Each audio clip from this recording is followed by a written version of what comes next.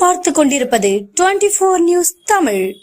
வணக்கம். 24 நியூஸ் தமிழ் செய்திகளுக்காக செய்தி வாசிப்பவர் வித்யா.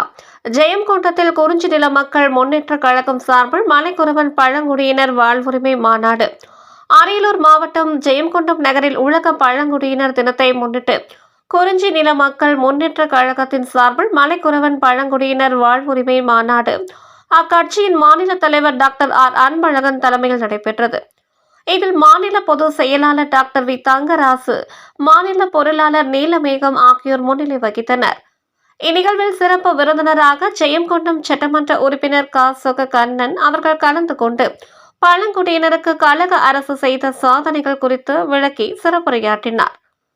இந்நிகழ்ச்சியில் நரிகாரர் யார், மலைக்குறவன் யார் என்பதை விளக்கம் அளித்தும், மலைக்குறவன் அரசு அதிகாரிகளிடம் சாதி சான்று கேட்கும் போது அவர்களுக்கு ஏற்படும் இன்னல்கள் குறித்தும், வனத்துறை மற்றும் காவல்துறையில் தம்மின சமூக மக்களுக்கு ஏற்படும் இன்னல்கள் குறித்தும், இழைக்கப்படும் அநீதிகள் குறித்தும் மாநில தலைவர் டாக்டர் ஆர் அன்பழகன் அவர்கள் கண்டன பேருரையாற்றினார்.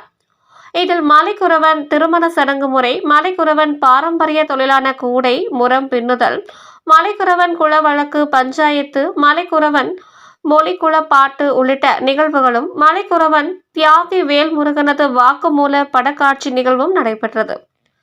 இந்நிகழ்வில் திமுக ஆண்டிமடம் கிழக்கு ஒன்றிய செயலாளர் ரெங்க முருகன், குறிஞ்சி நில மக்கள் முன்னேற்ற கழக மாவட்ட தலைவர் வீரப்பன், மாவட்ட செயலாளர் படையப்பா, மாநில துணைத் தலைவர் டாக்டர் வெங்கடேசன், மாநில அவைத்தலைவர் ராமசாமி, மாநில ஒருங்கிணைப்பாளர் சிகாமணி, மாநில கொள்கை பரப்பு செயலாளர் ராஜி, மாநில இணை செயலாளர் கண்ணையன், மாநில மகளிர் அணி தலைவி வசந்தா, மாநில பொதுக்குழு உறுப்பினர் வேட்டைக்காரன், மாநில இளைஞரணி தலைவர் திருநாவுக்கரசு, மாநில இளைஞரணி செயலாளர் பெரியசாமி, மாநில அவை செயலாளர் தங்கதுரை, மாநில துணை அமைப்பு செயலாளர் செல்வம், மாநில துணை அவை தலைவர் முத்து, ஜெயங்கொண்டம் நகர தலைவர் சின்னசாமி, நகர செயலாளர் வெங்கடாச்சலம், பலூர் சத்யராஜ் மற்றும் மாநில மாவட்ட ஒன்றிய கிளைக்கழக நிர்வாகிகள், தொண்டர்கள், பொதுமக்கள் என சுமார் 1500க்கும் மேற்பட்டோர் கலந்து கொண்டனர்.